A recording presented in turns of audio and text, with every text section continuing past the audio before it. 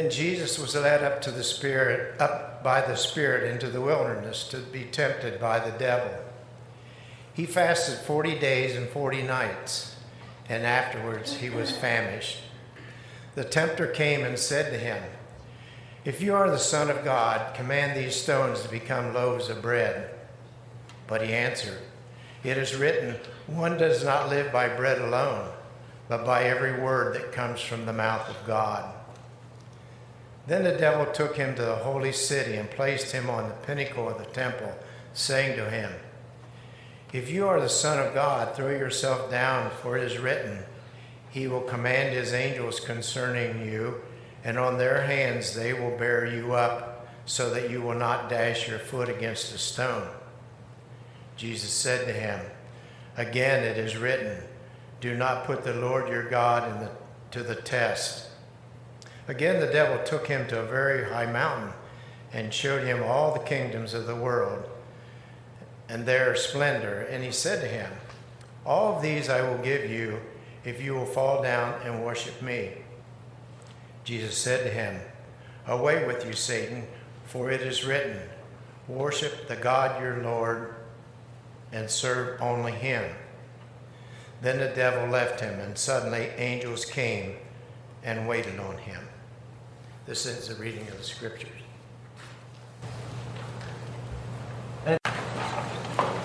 Then Jesus was led by the Spirit into the wilderness to be tempted by the devil.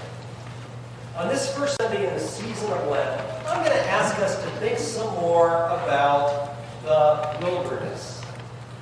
Now, there are lots of different themes and meanings connected to this 40-day season of Lent that we are stepping into, but one of Lent's themes is wilderness, or more specifically, the wilderness seasons of life. Now, in the Middle East, the wilderness is a definite geographical feature. You find it all around you. Any place where there's not enough water, there are rocks and stones, it's desolate, it's deserted. And so it's only natural that across the course of the Scripture, that the wilderness came to represent not just a geographical place, but became a metaphor for certain seasons of life. We might refer to those as wilderness seasons. What do we mean by a wilderness season? Well, I'd be willing to guess that no matter who you are, you've had some wilderness seasons in your life. You may not have called them that, but you've experienced them. Some examples. Perhaps you've experienced the unwanted end of a relationship. A girlfriend or boyfriend breaks up with you, a fiancé ends the engagement, your marriage dies, the heartbreak of divorce. And you're left feeling devastated, hurting, alone. And then you've been to the wilderness. Maybe there's been the collapse of a close friendship or a split in your family. Or there's an act of personal betrayal. Somebody betrays you and sends shockwaves through your life. And you find yourself in the wilderness. There's the wilderness of bereavement. Someone dear to you, maybe a parent, maybe a friend, a brother, sister, a child. They pass away. They die. And there's a void left in your soul. The wilderness of grief. Maybe you lose your job. And the experience of unemployment brings its own type of wilderness. There's the wilderness that comes when you're sitting in the doctor's office and you get news that you don't want to hear. And you're dealing with a diagnosis that makes you feel like you're wandering in the wilderness. The wilderness takes so many forms. There's the wilderness of personal failure when we fall short. The wilderness of being a victim, of being abused. The wilderness of loneliness and depression. The wilderness of financial stress, crushing debt, bankruptcy. The wilderness of addiction, yours or someone you love. The wilderness of a missed opportunity or the death of a dream.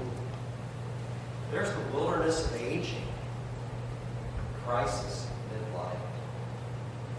There's the wilderness of a moral failure. We do something we know is wrong, and now we're hounded by the consequences, haunted by the shame. There can be the wilderness of spiritual dryness, when God seems a million miles away and our prayers seem to bounce off the ceiling, and we don't know why. The list could go on and on. The wilderness seasons of life. I'm willing to guess in a gathering like this that there's probably some folks here who are in the wilderness right now. And even if you aren't in the wilderness yourself, my guess is if you look around, if you think of your circle of relationships, there's probably somebody you know or care about that's in the wilderness at this very moment. The wilderness, it's a dry, lonely, desolate place, a threatening place where our hidden fears come to light. It's a testing place that pushes us to our limits. The wilderness is a place we go to great lengths to avoid, yet sooner or later, in one way or another, it seems that every person's path leads through the wilderness. Now, have you ever noticed how many times the wilderness comes up in the lives of people in the Bible? It's really quite astonishing. And this is not a complete list. I'm just going to share some names of people whose lives and whose story intersects with the wilderness. Abraham and Sarah, right? Hagar and Ishmael. Jacob. Moses, multiple times. There's the entire people of Israel, 40 years in the wilderness. There's Joseph, bushwhacked by his brothers in the wilderness. There's Ruth and Naomi. There's David, who we heard about in our scripture reading earlier. How many of the Psalms touch upon wilderness experiences? There's Elijah. There's Mary and Joseph fleeing when their little child is threatened by a tyrant king. John the Baptist emerges from the wilderness. Paul's dramatic conversion leads ultimately to his spending years in the wilderness before returning to Damascus. And of course, there is Jesus himself. In our scripture reading today, after the high mountaintop experience of his baptism, where he hears the very voice of God, "This is my beloved Son, in whom I'm well pleased," we're told then, surprisingly, the Spirit leads him into the wilderness. Most of us have experienced the wilderness one time or another. Some of us are in the wilderness now. We all know those we care about who are experiencing the wilderness as well. But this morning, I'd like to share with you just some words of good news. Good news for those in the wilderness. Good news drawn from the stories in Scripture. The first is that the wilderness is lonely, but we are not alone in the wilderness. Now, I have to kind of explain that or qualify that a little bit. I've shared how I believe the wilderness happens sooner or later to everybody, but I'm also willing to bet that when you are in your own wilderness experience, no one else has experienced quite exactly that same thing. No one has walked quite your journey, and no two life's journeys are exactly alike. And so when we go through the wilderness, there's a sense that we are alone. But there's another sense in which we are not, because the wilderness does happen to everyone. And if we have the courage during our wilderness times to open up and share and speak about our experience with others, oftentimes we will find that even though those others have not walked the exact same path that we have, they too can identify with some of that experience. I think God puts us in communities of people like this so that when we pass through those trying times, we are not alone. There are people that we can turn turn to. And the converse side of that is that our experiences of the wilderness can enable us, can sensitize us, can help us walk with others through their times of wilderness. Is there someone in your life that God is asking you to walk with? Someone who is experiencing a wilderness, and maybe God has put you in their life to be a caring presence? Could it be? Now, really quickly, one word of advice, if you are called to be such a person, to walk alongside another. And we get this from the story of Job, who certainly knew what the wilderness was all about. And if you know the story of Job, you know after Job experienced calamity in his life, he had friends who came and gathered with him. And for 7 days, those friends sat with Job, and they really didn't say anything. They just grieved with him and mourned for him, mourned with him. And let me suggest that for those 7 days, they got it right. And if you know the story of Job, it goes downhill after that. Because then they start giving advice. And then they start telling him and explaining to him all these things that are going on. It was almost better when they kept their mouth closed. Sometimes the greatest gift we give is just to care. It's just to be with somebody. Sometimes an arm on the shoulder can speak more than all the words we can speak. And if we're asked to share, then of course we can respond to that. But sometimes just being with someone. And if we got to say anything to them, maybe the words we say are simply, I love you and I care. And we leave it at that. But we are not alone in the wilderness. No one is alone in the wilderness. And God is with us in the wilderness, even when we can't sense God's presence. Time and time again, we see that in the story of Scripture. I mean, we go through these stories and we read about these people's wilderness experience, and they're detailed. There's great detail oftentimes, and it's like every moment is noticed and recorded by the hand of God. At the time they think they're alone, they don't realize there's a presence there, a caring presence, God's presence. And though God may at times seem silent, that doesn't mean that God isn't present. The second element of good news I would share or offer is that the wilderness can be a place of transformation and purification. Now, nobody likes to be in the wilderness, but when you go through the wilderness, and some of you know what I'm talking about here, so often you look back on that experience and you see good that came from it. You're a different person on the other side of that wilderness than you were going into it. And somehow, you're a deeper person. You're a wiser person. Perhaps you're a more caring person. You're a better person. The wilderness can be a place of purification. You know, gold, if you want to purify gold, the ancient way they did that is they put the gold in the furnace, and all the impurities would rise up, and they would scoop off the impurities.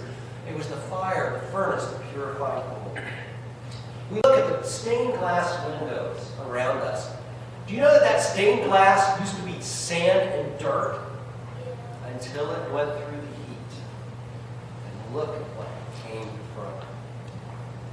So often in Scripture, we see time and time again people emerging from the wilderness, equipped to do greater things.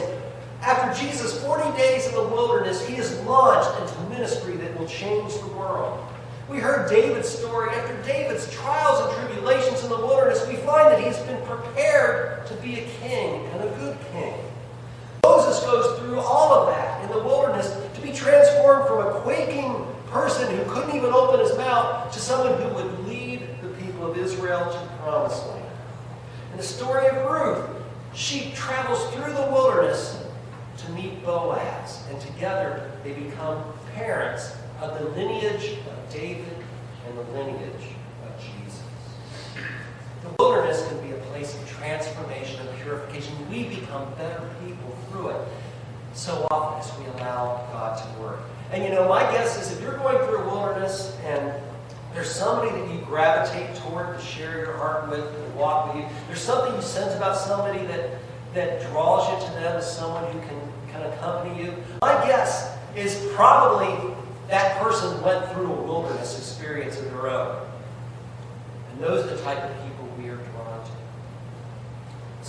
choose the wilderness. We don't want the wilderness. But God can use the wilderness to bring good in our lives in ways we never could have imagined.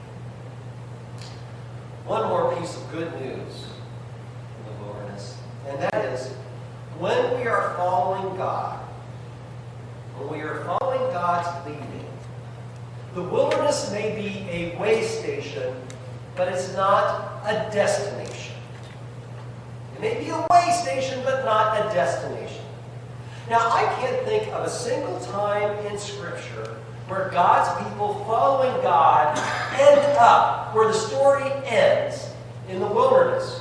Lots and lots of stories of people being led in and through the wilderness, but in the end, they are always led beyond the wilderness. The promised land lies on the other side of the wilderness. Jesus sets forth in powerful ministry after passing through 40 days in the wilderness. Jesus endures Good Friday, the ultimate wilderness experience, far beyond anything any of us could ever imagine or will ever be asked to experience. Jesus himself endures that to emerge to new life on Easter Sunday, and the world will never be the same. God always leads God's people through the wilderness. The wilderness may be a way station, but it's not a destination.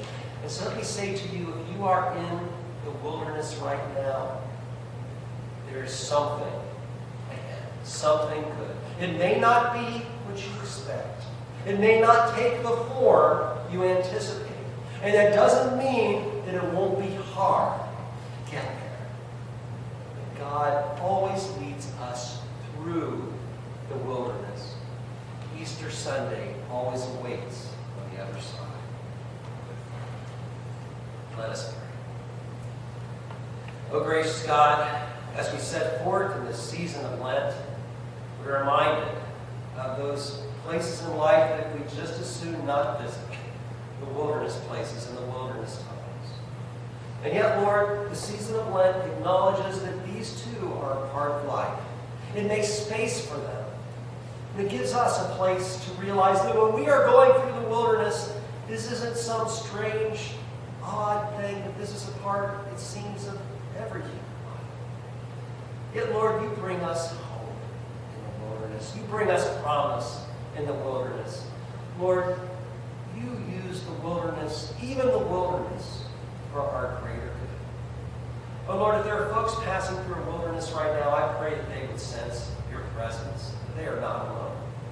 You might draw them to others who can walk with them during this time. Lord, I would pray that none of our wilderness experiences would be wasted, Lord, that we might turn to you and that you would use them to make us the people we want to be, people you want us to be. Transform us through the wilderness experiences of our lives. And when things seem hardest, fill us with the hope and assurance that the wilderness may be a way station, but it is not the destination. You are waiting for us, Lord. Good is to come. Lord, in all these things we give you thanks that you walked before us through the wilderness of the Judean desert, through the wilderness of the cross. Lord, that as we follow you, you will lead us